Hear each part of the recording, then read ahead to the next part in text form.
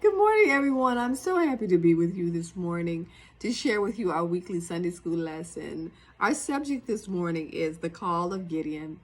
The lesson has been extracted from Judges, the 6th chapter, 11 through the 24th verse. Our golden text this morning reads, Gideon threshed wheat by the winepress to hide from the Midianites. And the angel of the Lord appeared unto him and said unto him, The Lord is with thee, thou mighty man of valor. Now that's Judges 6, the 11th through the 12th verse. The time of our lesson is 1191 BC. The location is Ophrah. Now, it may not be a town that we are familiar with today, but it was in that day. And the date of our lesson is June 14th. And so our lesson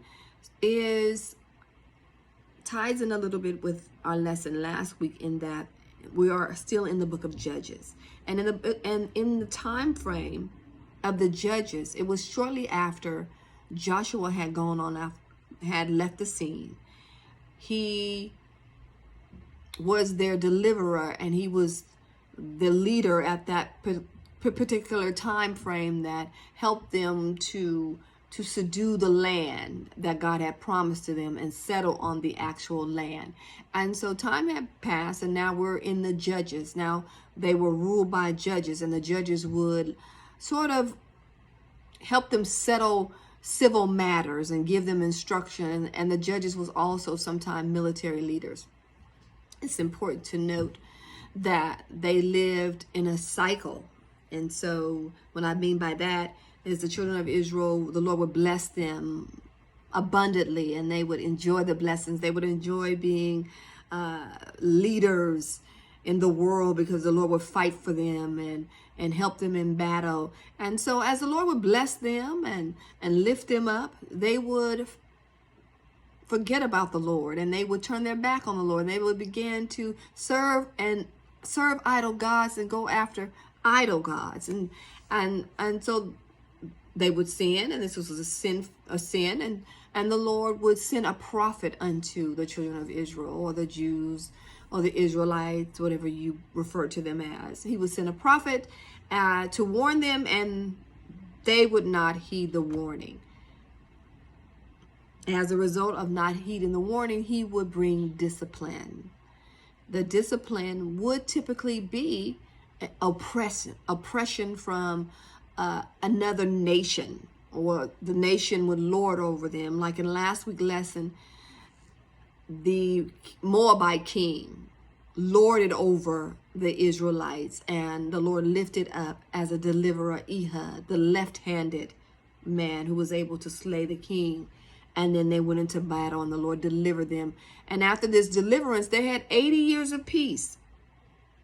But the 80 years passed, and they began the cycle again to disobey God and to turn from God and to serve idol gods. And so that's where we are in this lesson.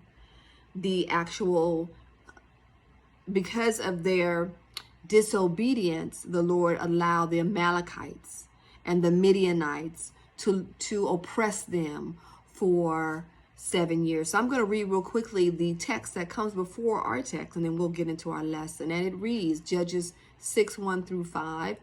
The Israelites did evil in the eyes of the Lord, and for 7 years he gave them into the hands of the Midianites. Because the power of Midian was so oppressive, the Israelites prepared shelters for themselves in the mountains, clefts, caves, and strongholds. Whenever the Israelites planted their crops, the Midianites, Amalekites, and other eastern people invaded their country. They camped on the land and ruined the crops all the way to Gaza, and did not spare a living thing for Israel, neither sheep or cattle or donkey. They came up with their livestock and their tents like locusts, like a swarm of locusts, and it was impossible to count them, or their camels. And they invaded the land, and they ravaged it. And they were strategic, and when they would come around harvest time. Now, mind you, the Israelites were farmers, and they would graze cattle as well. And harvest time is important, because this is when you grow your crops and you would store it up. But they would come strategically at that time and wipe them out and would leave nothing for the Israelites. And it's not like today where you can go to the grocery store, to Walmart or what have you, and replenish your stock. They didn't have those options. And so it was a highly oppressive situation. And so they cried out to the Lord. And so in our lesson today, the Lord is prepping Gideon to be a deliverer, which we will learn in our next lesson next week. So let's just jump into the lesson and see what's happening with Gideon. It starts at the Judges 6 and 11. It starts, the passage starts explaining that Gideon is threshing wheat in a wine press. Now that's odd. What's odd about that is that when you thresh the wheat, it was outside on a large flat surface, so that you thresh the wheat so that the wind would blow and separate the bud from the shaft, and it would make the job easier, and the wind would help out the process.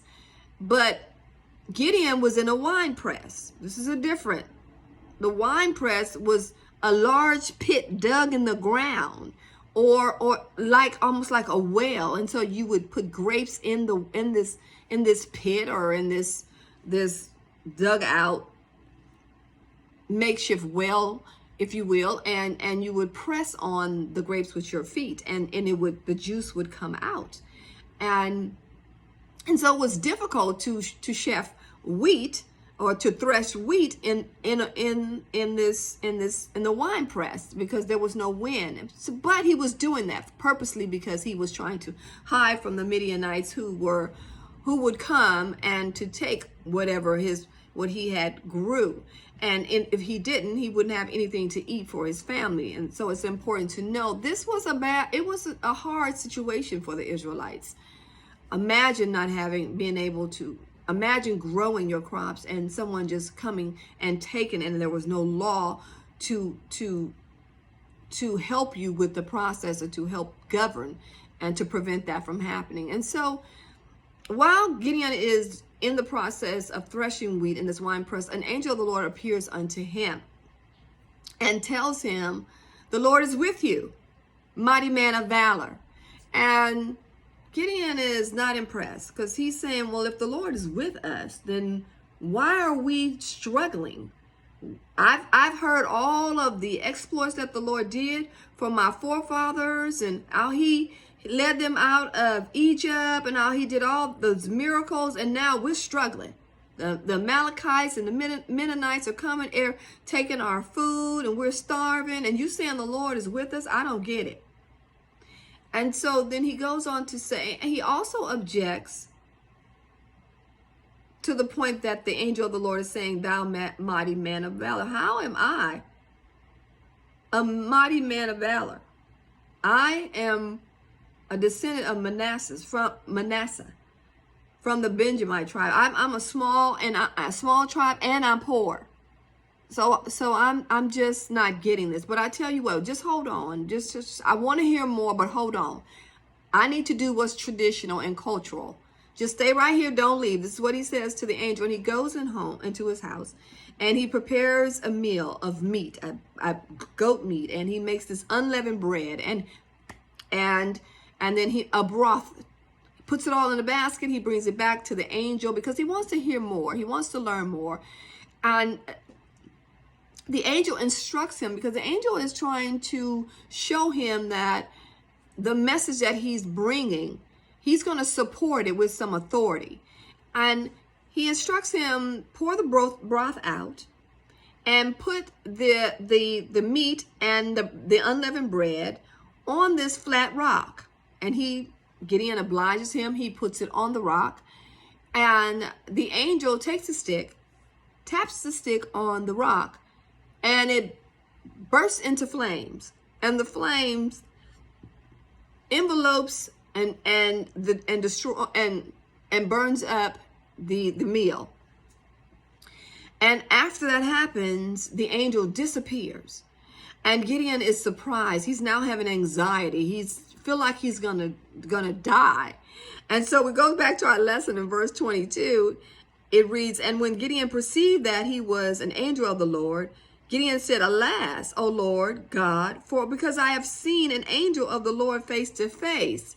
And the Lord, he encourages him, and he says unto him, peace be unto you. Fear not, thou shalt not die. And so he soothes him. He helps him to understand that he's not going to die. All this is purposeful because he's building Gideon, and he's going to use Gideon, and we're going to talk about that in the next lesson. But as we wrap this lesson up, because we don't just share with you a story about a Bible story, we want to apply this lesson to our lives. We learn what happened then so that we can apply it to our lives today. The actual fact of the lesson today is to know that God is not in need of people with natural or obvious strengths to accomplish his will. He doesn't need the famous, the rich, the famous, the most intelligent. He needs you. He needs what he put in you to accomplish his will. He can take an ordinary individual and do extraordinary. So this lesson is to encourage you that even though sometimes you think you are insignificant, God can use you, what he put in you, to accomplish great things, just like he used Ehud last week. Ehud was left-handed, and in that time that was odd, and you were considered abnormal, but God used abnormal and odd in that day to accomplish what he needed to do in a deliverer. Likewise, he is going to use Gideon, who thinks he's insignificant. The actual principle of our lesson today is to acknowledge that God can use anyone who is willing. So he uses what you have, but you must be willing to be obedient and trust him at all times. So when you are willing and trust God, he can use you. God needs you. He needs us. There is a lot of work to do. We need to be about kingdom building. We need to encourage and speak his word and to share with others and encourage others that you are not insignificant, but you are significant and you are important to the work of the Lord. The application: to trust that God can do great things through us if we will allow him to use us for his purposes. This is extremely important. God used me. I was quiet. I was shy. I was observer. I didn't talk much. I had 3 sisters that were smart and intelligent and talented, and still today. But God used me to preach his gospel and teach his gospel and to stand in his pulpit. And for that, I am extremely humble and grateful. God can use you too. He needs you. In this day and time, you are important to him. You are a mighty people of valor. Please allow God to use you, your talents, your differences. Until next week, because we're running out of time, we will learn more about Gideon. God bless you. Stay safe. I love you. Thanks for tuning in to our weekly Sunday school lesson.